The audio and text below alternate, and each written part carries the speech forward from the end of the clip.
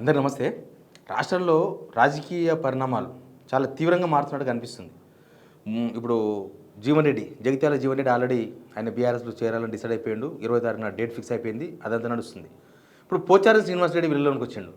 పోచారం శ్రీనివాస్ ఎవరో తెలుసు కదా, తెలంగాణ వచ్చినాక స్పీకర్గా పనిచేసిండు, అంతకుముందు మంత్రిగా పనిచేసిండు, టీడీపీలో ఉండే, బీఆర్ఎస్లో ఉండే, కేసీఆర్ పక్కనే కేసీఆర్తో సమానంగా కుర్చీ చేసుకొని కూర్చుంటుండే, కేసీఆర్తో సమానంగా గౌరవం తీసుకుంటుండే. ఇప్పుడు ఆ మనిషి మాట్లాడిన మాటలు వైరల్గా మారినాయి. అసలు గవర్నమెంట్లో ఏం నడుస్తుందో మనం చెప్పాల్సిన అవసరం లేదు, ప్రతి ఒక్కరికి తెలుసు. అన్నం అయిందా లేదా అంటే ఒక్క మెతుకు ఇట్లా విసిగితే మనకు మొత్తం అర్థమవుతుంది. అంతేగాని మొత్తం కుండలో చేయి పెట్టి మొత్తం విసుకాం కదా. అట్లే ఇప్పుడు పోచారం శ్రీనివాస్ రెడ్డి మాట్లాడిన మాటలు వింటే అసలు వీళ్ళు ఏం ముఖం పెట్టుకొని జనాల్లో తిరుగుతున్నా కూడా అర్థం కాదు. గవర్నమెంట్లో ఉన్న మినిస్టర్స్, ముఖ్యమంత్రి వీళ్ళందరూ ఇంకా మా పరిపాలన ఉంది, మా ఇందిరమ్మ పాలన, ప్రజాపాలన, మేము 100 ఏళ్ళు ముందుకు తీసుకుపోతున్నాము, అప్పులను తీరుస్తున్నాము. అసలు ఒక్కదానికి కూడా రంగు రుచి వాసన ఏం లేదు వీళ్ళు చెప్పే మాటలకు. పోచారం శ్రీనివాస్ రెడ్డి మాట్లాడిన మాటలు విందాము. దానికి పాపం మహేష్ కుమార్ గౌడ్ గారు ఏదో సమాధానం ఇవ్వాలి. ఆయనదైతే పిల్లలాట అయిపోయింది. ఒక ప్రెసిడెంట్గా ఒక రెస్పాన్సిబుల్గా మాట్లాడాలనేది కూడా తెలియదు, ఏదో ఒకటి చెప్పేసి వెళ్ళిపోవడమే. ఆయన కూడా ప్రభుత్వాన్ని ఇరికించట్లే మాట్లాడిండు. ప్రభుత్వం దగ్గర డబ్బులు లేవని చెప్పేసిండు ఒక పార్టీ అధ్యక్షుడు.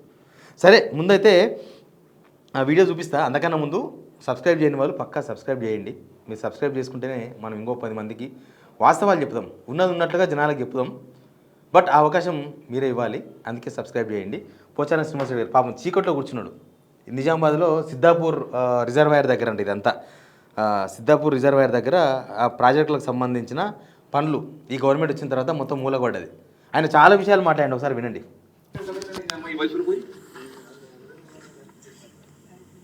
విసుగొచ్చి ఆఖరి విరక్తితో నిర్ణయం తీసుకునేది. నేను ఇంటికి బయలుదేరేటప్పుడు చెప్పలేదు ఎవరికి. నేను ఇక్కడ ఉంటానే చదువుకుని వచ్చినాను. 5 ఏళ్ళ పని లేకపోతే తుమ్మ చేతి ముడుస్తాయి. ఇక తర్వాత ఎవడు దాన్ని పట్టించుకోవడం ఎవడు కాదు అది. చెరకట్టమే మరుస్తుంది, లిఫ్టిగేషన్ కాడ తుమ్మ చేతి మరుస్తాయి, కట్టే దవాఖానాలు మరుస్తాయి, ఊళ్ళో మరుస్తాయి. ఇవన్నీ చూడు కోనాపూర్ వాడు బంద పీకిది అయిపోయాయి. నిన్న బండి నిర్ణయం మారింది అన్నది నేను ఉంటానని ఏమంటే వాడు ఖాళీ రూపాయి లేదు. మా బిల్లు ఏం చేయాలి, ఏమనుకుని కట్టాలి వాడాడు. పాపం సార్కు చాలా కష్టం వచ్చి పడింది పోచారం శ్రీనివాస్ రెడ్డి గారికి. ఆయన ఇక్కడ చాలా గౌరవంగా ఉంటుండే, బట్ అభివృద్ధి కోసం అని పోయిండు. ఆయన చెప్పిందే, నేను అభివృద్ధి కోసమే పోయినా అని చెప్పిండు. బట్ ఆయన పరిస్థితి ఏం మంచిగా నాకు అనిపిస్తలేదు. ఆ చిమ్మ చీకట్లో పోయి ఆ సిద్ధాపూర్ రిజర్వాయర్ దగ్గర కూర్చొని నేను సావోరు ఏవో తెలుసుకుందామని వచ్చినా, ఏమన్నా కానీ ఇంటికి వెళ్ళి కాలు పెట్టినప్పుడే డిసైడ్ అయ్యి వచ్చినాక ఈయన కూర్చుంటా, ఇంకా ఈ అడవిలో కూర్చున్నా. ఇంకా దారుణం ఏంటంటే నిధులు వస్తలేవు, దాని గురించి ఎవరు మినిస్టర్లు ఫోన్ ఎత్తలేరంట. ముఖ్యమంత్రికి 20 సార్లు చెప్పిండంట, ఆయన రెస్పాండ్ కాలేదంట. ఇక తుమ్మ చెట్లు మొలుస్తాయి, మొత్తం హాస్పిటల్ కాడ తుమ్మ చెట్లు మొలుస్తాయి, చెరువు కట్ట మీద తుమ్మ చెట్లు మొలుస్తాయి అన్నీ. ఇక ఇదంతా అయిపోయింది. ఇంకా నేను కాలు మొక్కాలనా 20 సార్లు అడిగినా, కనీసం ఫోన్లు ఎత్తలేరు, వాళ్ళ కాలు మొక్కాలనా అయ్యింది. అసలు రాష్ట్రంలో ప్రభుత్వం ఉందా? ఆయన మాట్లాడిన మాటలు ఇవన్నీ చెప్పేది. 6 సార్లు ఎమ్మెల్యే ఆయన.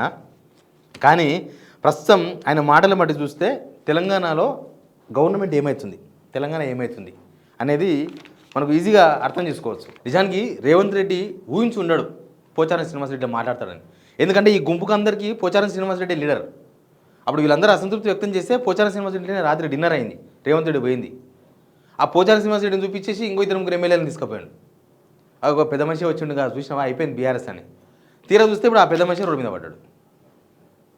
అందుకే చెప్పుడు మాటలు వినొద్దు అంటారు. ఇప్పుడు పోచారం శ్రీనివాస్ రెడ్డి ఆయన పరిస్థితి ఏందో అర్థమైతే లేదు.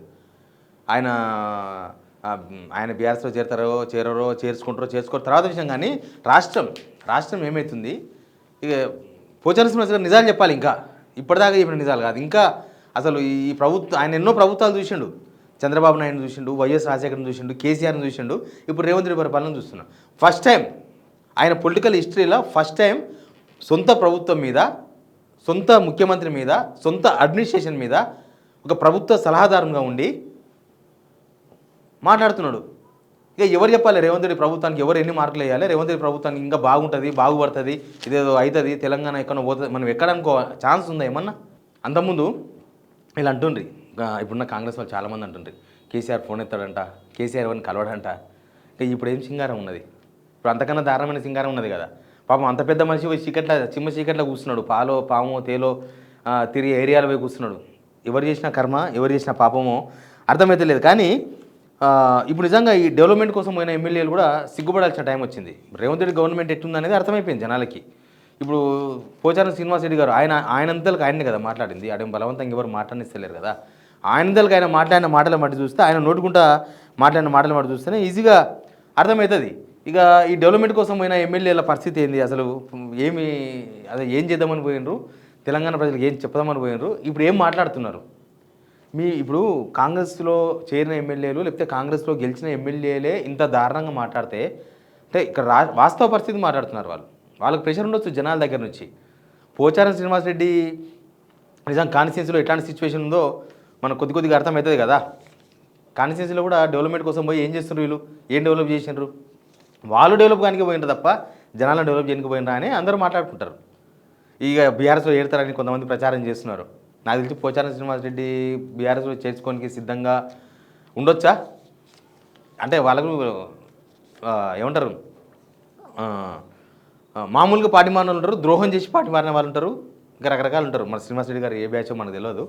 బట్ అంత పెద్ద వయసులో ఆయన పార్టీ మారేది లేకుంటుండే, ఇక్కడనే ఉంటే చాలా విలువ ఉండేది, అందలాగానే ఎమ్మెల్యే ఉంటుండే. ఇప్పుడు ప్రభుత్వ సలహాదారు కూడా పోచారం శ్రీనివాసరెడ్డి గారు సలహాదారు ప్రభుత్వంలో, అగ్రికల్చర్ సలహాదారు. మళ్ళీ సలహాదారుడే చల్లబడ్డాడు, సలహాదారుడే ఆడ కూర్చొని పైసలు లేవు, ఏం లేవు, ఎవరిని అడగాలి, ముఖ్యమంత్రిని అడిగితే స్పందిస్తలేడు, మంత్రులను అడిగితే స్పందిస్తలేడు అన్న తర్వాత ఏముంటుంది ఇంకా గవర్నమెంట్ జీరో గవర్నమెంట్ అని చెప్పాలి. అసలు వీళ్ళకు అధికారము రావడం వచ్చే వరకు ఉన్న ఉరుకులాట, ఆ తర్వాత లేదు. అడ్మినిస్ట్రేషన్ మీద పట్టు లేదు వీళ్ళకు.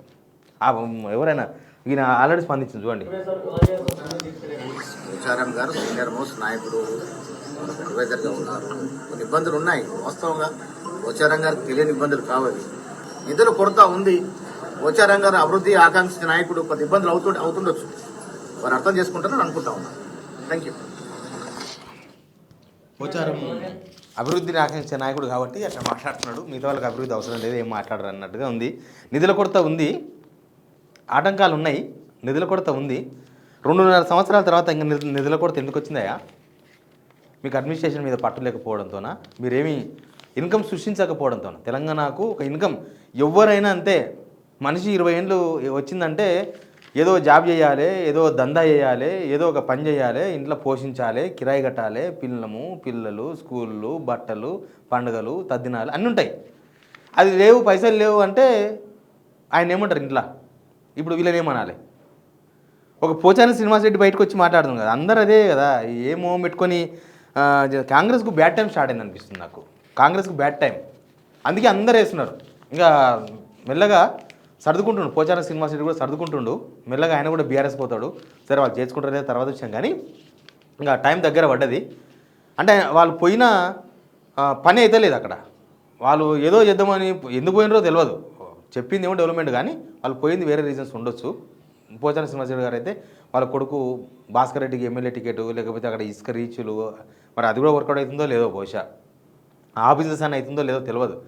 కానీ పోచారం శ్రీనివాసరెడ్డి మాట్లాడిన మాటలతోన ఈ ప్రభుత్వానికి బ్యాడ్ డేస్ స్టార్ట్ అయినాయి. బ్యాడ్ డేస్ ఆల్రెడీ ఒక పక్క జగిత్యాలలో ఒక పెద్ద మనిషి పోయిండు, ఈ పెద్ద మనిషి కూడా ఇంకా మెల్లగా అసంతృప్తి వ్యక్తం చేస్తున్నారు. బయట దాకా వచ్చింది, ఇన్ని రోజులు లోపల పెట్టుకున్న పోచారం శ్రీనివాసరెడ్డి బయటికి మాట్లాడుతున్నారు అంటే అది యాక్చువల్ సిచ్యువేషన్. ప్రతి కాన్స్టిట్యున్సీలో ఇట్లాంటి పరిస్థితులే ఉన్నాయి, ప్రతి కాన్స్టిట్యున్సీలో ఇవే. దేనికి పైసలు లేవు, హెలికాప్టర్ వేసుకొని తిరుగుతారు పొద్దుగాలు వేస్తే రేవంత్ రెడ్డి మినిస్టర్స్, దానికి పైసలు ఉన్నాయి, కానీ ఇంకా దేనికి పైసలు లేవు. అంతే, తెలంగాణ ఇంతే, మనం ఇంతే అన్నట్టుగా ఉంది. బట్ మీరు కూడా స్పందించండి.